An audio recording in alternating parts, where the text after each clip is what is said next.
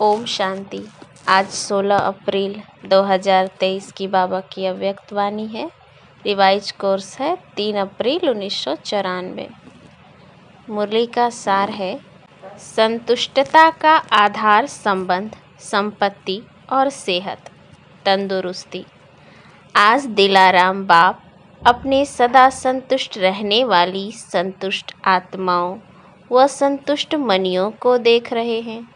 ये रूहानी मनियों की चमक सारे दरबार को चमका रही है। संतोषी आत्माएं स्वयं को भी प्रिय और सर्व को भी प्रिय और बाप को भी प्रिय है ही। तो ऐसे होना, क्योंकि इस श्रेष्ठ ब्राह्मण जीवन में अप्राप्ति का नाम ही नहीं है। सर्व प्राप्ति संपन्न आत्माएं हो तो जहाँ सर्व प्राप्ति है वहाँ सदा संतुष्टता स्वतः और स्वाभाविक है ही। नेचुरल स्वभाव उसका संतोष का है और संतुष्टता का स्वरूप व स्वभाव निजी संस्कार ऐसा श्रेष्ठ है जो असंतुष्ट आत्मा को भी संतुष्टता का वाइब्रेशन वायुमंडल संतोष वायुमंडल में बदल देता है। इस संगम युग में विशेष बाप दादा की देन संतुष्टता है। एक संतुष्टता की विशेषता और विशेषताओं को भी सहज अपने समीप लाती है। लेकिन सदा संतुष्ट हो, परिस्थिति कितनी भी बदले, लेकिन संतुष्टता की स्थिति को परिस्थिति बदल नहीं सकती। परिस्थिति है ही बदलने वाली, लेकिन स्वसंतुष्टता की स्थिति सदा प्रगतिशील है। आपके आगे कैसी भी हिलाने वाली परिस्थिति ऐसे ही अनुभव होती है जैसे पपेट कठपुतली शो देखते हो ना। होता सब कुछ है लेकिन होता पपेट है। तो कैसी भी परिस्थिति पपेट शो लगता है। वह आजकल का शो फैशन है, कार्टून शो अच्छा लगता है ना। होता तो शेर भी है, बिल्ली भी होती है, लेकिन होता क्या है? कार्टून। कहानी पूरी होती है लेकिन है कार्टून की स्टोरी, रियल नहीं है। कभी भी कोई भी परिस्थिति आए तो यही समझो एक बेहद के स्क्रीन पर कार्टून शो चल रहा है, वह पपेट शो चल रहा है। तो वह देख कर के परेशान होंगे कि मनोरंजन करेंगे। शो देखना तो अच्छा ही है ना। तो यह माया का व प्रकृति का यह भी एक शो है जिसको साक्षी स्थिति में सदा संतुष्टता के स्वरूप में देखते रहो। अपनी शान में रहते हुए देखो, संतुष्ट मनी हूँ, संतोषी आत्मा हूँ। ये है संगम का श्रेष्ठ शान। तो शान में स्थित होना आता है ना, कि परेशान होना अच्छा लगता है। सदा संतुष्टता की विशेषता को इमर्ज रूप में स्मृति में रखो। प्राप्तियों में विशेष संबंध और संपत्ति आवश्यक है। संबंध में भी अगर एक ही संबंध अप्राप्त है तो संपूर्ण संतुष्टता नहीं होगी। तो संबंध में भी सर्व चाहिए और अविनाशी चाहिए। अगर कोई भी संबंध विनाशी है तो अप्राप्ति और असंतुष्टता स्वतः हो जाती है। लेकिन एक ही वर्तमान संगम युग है जिसमें सर्व अविनाशी संबंध एक बाप से अनुभव कर सकते हो। सतयुग में भी संबंध बहुत थोड़े हैं, सर्व नहीं है। लेकिन इस समय जिस संबंध की आवश्यकता हो, अनुभूति करना चाहे, वो संबंध परम आत्मा द्वारा अनुभव कर सकते हो। हर एक के जीवन में संबंध की भी अलग अलग पसंदी होती है। किसको बाप का संबंध इतना अच्छा नहीं लगेगा, फ्रेंड ज़्यादा अच्छा लगेगा। लेकिन एक समय पर और एक से सर्व संबंध प्राप्त है। सर्व प्राप्ति है कि कुछ रहा हुआ है। पीछे बैठे हुए क्या समझते हैं? आज नए नए को आगे बैठने का चांस दिया है। अच्छा, जो इस कल्प में इस बार पहली बार आए हैं वो हाथ उठाओ। भले पधारे। बाप दादा भी पदम गुना स्नेह संपन्न वेलकम कर रहे हैं। नए होते भी कल्प कल्प के अधिकारी हैं, ये तो समझते हो ना। बाप दादा सदा कहते हैं, बड़े तो बड़े हैं लेकिन छोटे समान बाप हैं। इसीलिए सदा अपने रूहानी बेहद के संपूर्ण अधिकार के निश्चय और नशे में रहो। बेहद का नशा है, हद का नहीं रखना। देखो कितने श्रेष्ठ अधिकारी हो, जो स्वयं बाप ऑलमाइटी ऑथोरिटी के ऊपर अधिकार रख दिया। परमात्मा अधिकारी, इससे बड़ा अधिकार और है ही क्या। जब बीज को अपना बना लिया तो वृक्ष तो समाया हुआ है ही, सर्व संबंधों का भी अविनाशी अधिकार ले लिया। और संपत्ति में भी अगर सिर्फ स्थूल संपत्ति है तो भी सदा संतुष्ट नहीं रह सकते। स्थूल संपत्ति के साथ अगर सर्व गुणों की संपत्ति, सर्व शक्तियों की संपत्ति और श्रेष्ठ संपन्न ज्ञान की संपत्ति नहीं है तो संतुष्टता सदा नहीं रह सकती। लेकिन आप सबके पास यह श्रेष्ठ संपत्तियां हैं। संपत्तिवान हो ना। दुनिया वाले तो सिर्फ स्थूल संपत्ति वाले को संपत्ति भव का वरदान देते हैं, लेकिन आप सबको वरदाता बाप सर्वश्रेष्ठ संपत्ति भव का वरदान देते हैं। तो सब संपत्ति है ना, कि कोई कम है? फूल है, पीछे वालों के ऊपर सबसे ज़्यादा ध्यान है, आगे वालों का ध्यान बाप के तरफ ज़्यादा है और बाप का ध्यान पीछे वालों के ऊपर ज़्यादा है। जितना ही दूर है उतना ही नैनों में समाये हुए हैं। साकार वतन में तो साकार की बातें होती है। देखो परम धाम में आप सभी आत्माएं कितनी समीप होंगी, सभी साथ होंगे ना। और सूक्ष्म वतन में भी इतना बेहद है, जो जितना समीप आना चाहे आ सकते हैं। लेकिन बच्चों का स्नेह निराकार और आकार को भी साकार बनाना चाहता है। तो बाप क्या चाहते हैं? जी हुजूर, जी हाजिर। बच्चे तो बाप के भी हजूर हैं, मालिक है ना। मालिक को हजूर कहा जाता है और बालक को भी मालिक कहा जाता है। तो सभी कौन हो? संतुष्ट मनिया। संबंध में भी संतुष्ट और संपत्ति में भी संतुष्ट। संबंध, संपत्ति और तीसरी होती है सेहत, तंदुरुस्ती। आप सभी तंदुरुस्त हो ना कि बीमार हो? आत्मा तो तंदुरुस्त है ना। शरीर की कोई बात ही नहीं। आत्मा सदा शक्तिशाली है। संगम पर श्रेष्ठ सेहत व तंदुरुस्ती है।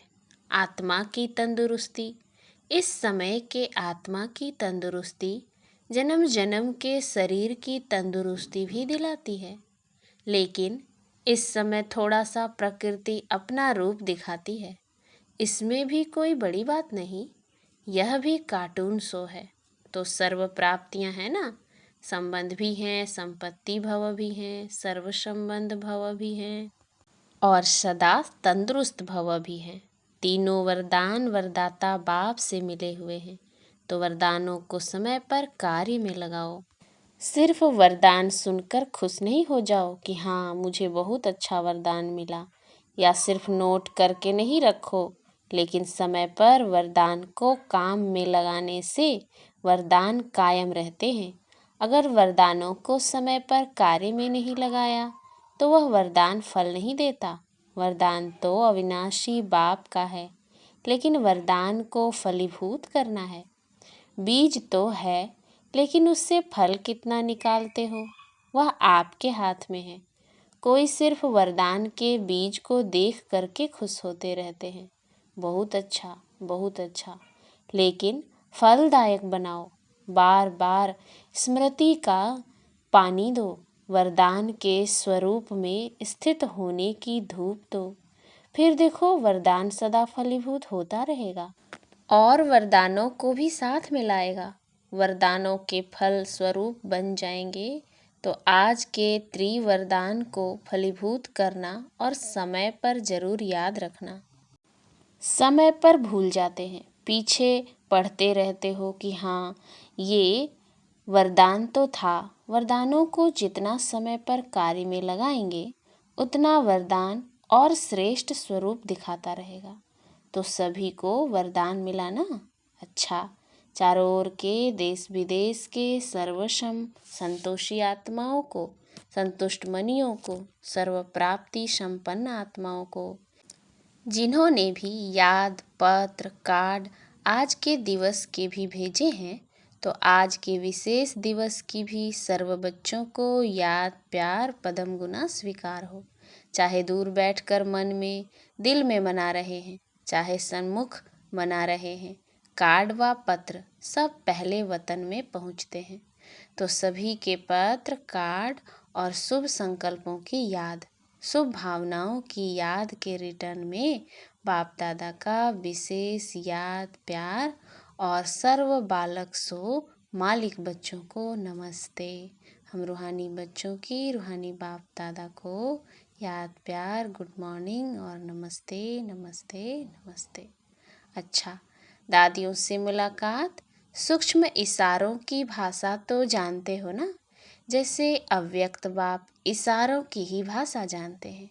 अव्यक्त वतन में तो नैनों की भाषा और इशारों की भाषा है, तो आप भी जानते हो ना, नैनों की भाषा जानते हो, साकार से सीखे हो ना। मुख की भाषा तो सुनी, अभी है नैनों की भाषा। नैनों की भाषा बड़ी प्यारी है, आवाज़ से परे तो जाना ही है, फिर भी बाप जी हजूर तो करते ही हैं। अच्छा, अव्यक्त बाप दादा की पर्सनल मुलाकात। पहला, स्वयं और समय पर भरोसा नहीं, इसीलिए दृढ़ संकल्प से कमजोरियों को निकाल दो। सभी अपने को विश्व सेवाधारी अनुभव करते हो। विश्व सेवाधारी व विश्व कल्याणकारी वही बन सकता है जिसके पास सर्व शक्तियों का खजाना संपन्न है। तो सर्व शक्तियों का स्टॉक जमा है। सर्व शक्तियाँ हैं व कोई शक्ति है कोई नहीं है, कभी कभी कोई कम हो जाती है। सदा अपने आप को चेक करो कि सर्व शक्तियाँ हैं व कोई शक्ति की कमी है। अगर कमी है तो उसके कारण को सोचो, क्योंकि कारण को समझेंगे तो निवारण कर सकेंगे। क्योंकि ये माया का नियम है कि जो कमजोरी आप में होगी उसी कमजोरी के द्वारा ही आपको माया जीत बनने नहीं देगी। तो वर्तमान समय भी समय प्रति समय माया उसी कमजोरी का लाभ लेगी और आगे चलकर जब अंत समय आएगा तो भी वो कमजोरी धोखा दे देगी। तो ऐसे नहीं सोचना कि थोड़ी सी कमजोरी है, एक ही कमजोरी है, बाकी तो बहुत अच्छा हूँ अच्छी हूँ। एक कमजोरी भी धोखा दे देगी, इसीलिए कोई भी कमजोरी अपने अंदर रहने नहीं दो। अगर स्वयं नहीं मिटा सकते हो तो कोई का सहयोग लो, जो शक्तिशाली आत्माएं हैं उनका सहयोग लो। विशेष योग का प्रयोग करो, किसी भी विधि से कमजोरी को मिटाना ही है, यह दृढ़ संकल्प करो। यह भी नहीं सोचो कि आगे चलकर हो जाएगा, नहीं, अभी से निकाल दो, क्योंकि स्वयं पर और समय पर कोई भरोसा नहीं है। ऐसे नहीं सोचो कि आगे चलकर ये करेंगे, हो जाएगा, नहीं। आपका स्लोगन है अब नहीं तो कब नहीं। तो जो करना है वो अभी करना है, क्योंकि बाप संपन्न है और आपका बाप से प्यार है। तो बाप जैसा बनना ही प्यार का प्रैक्टिकल स्वरूप है। जितना बाप से बहुत प्यार है इतना ही पुरुषार्थ से भी बहुत बहुत प्यार है। जितना बाप से प्यार के लिए फलक से कहते हो कि 100% से भी ज़्यादा प्यार है, ऐसे पुरुषार्थ के लिए भी कहो। सोचेंगे करेंगे नहीं, सब कमजोरियाँ ख़त्म, गे नहीं। शिवरात्रि मनाने आए हो तो कुछ तो बलि चढ़ेंगे ना। बाप दादा सभी बच्चों को संपन्न देखना चाहते हैं। बाप का प्यार है, इसीलिए बच्चों की कमी अच्छी नहीं लगती। तो क्या याद रखेंगे कि सदा संपन्न संपूर्ण रहना ही है, कि थोड़ी थोड़ी कंप्लेन करते रहेंगे। कंप्लीट, कंप्लेन खत्म, संपन्न बनना ही मनाना है। दूसरा, वेस्ट को बेस्ट बनाना अर्थात होली हंस बनना। सभी अपने को सदा होली हंस अनुभव करते हो। होली हंस का अर्थ है संकल्प बोल और कर्म जो व्यर्थ होता है उसको समर्थ में बदलना, क्योंकि व्यर्थ जैसे पत्थर होता है, पत्थर की वैल्यू नहीं, रतन की वैल्यू होती है।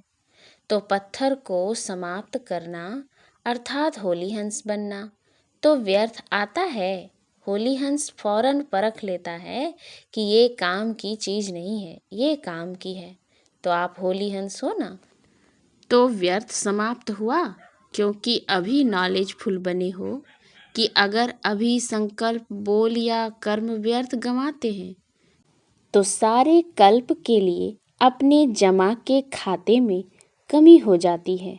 जानते हो ना, नॉलेजफुल हो तो जानते हुए फिर व्यर्थ क्यों करते हो? चाहते नहीं हैं लेकिन हो जाता है, ऐसे कहेंगे। जो समझते हैं अभी भी हो सकता है वो हाथ उठाओ। आप हो कौन? राजयोगी। राजयोगी का अर्थ क्या है? राजा हो ना, तो मन को कंट्रोल नहीं कर सकते।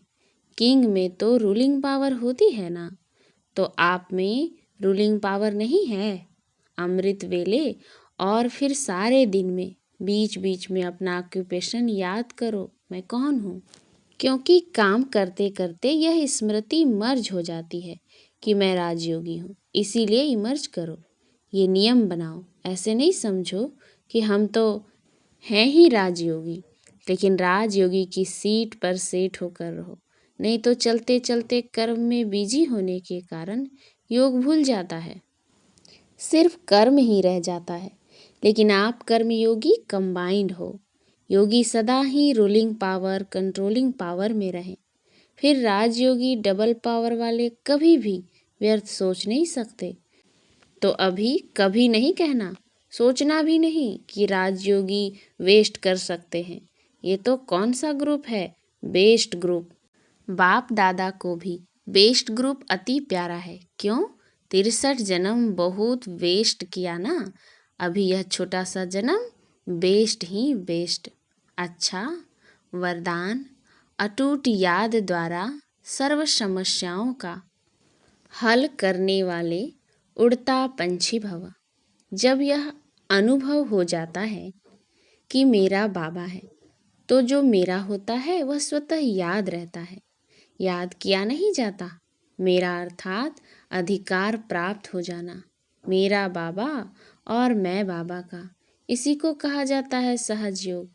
ऐसे सहज योगी बन एक बाप की याद के लगन में मगन रहते हुए आगे बढ़ते चलो। यह अटूट याद ही सर्व समस्याओं का हल कर उड़ता पंछी बनाए उड़ती कला में ले जाएगी। स्लोगन: मनन शक्ति के अनुभवी बनो तो ज्ञान धन बढ़ता रहेगा। अच्छा, ओम शांति। सूचना है, आज मास का तीसरा रविवार है। सभी राजयोगी तपस्वी भाई बहनें संध्या 6:30 बजे से 7:30 बजे तक विशेष योग अभ्यास के समय अपने आकारी फरिश्ते स्वरूप में स्थित हो विश्व परिक्रमा करते हुए प्रकृति सहित सर्वात्माओं को लाइट माइट देने की सेवा करें। अच्छा, ओम शांति।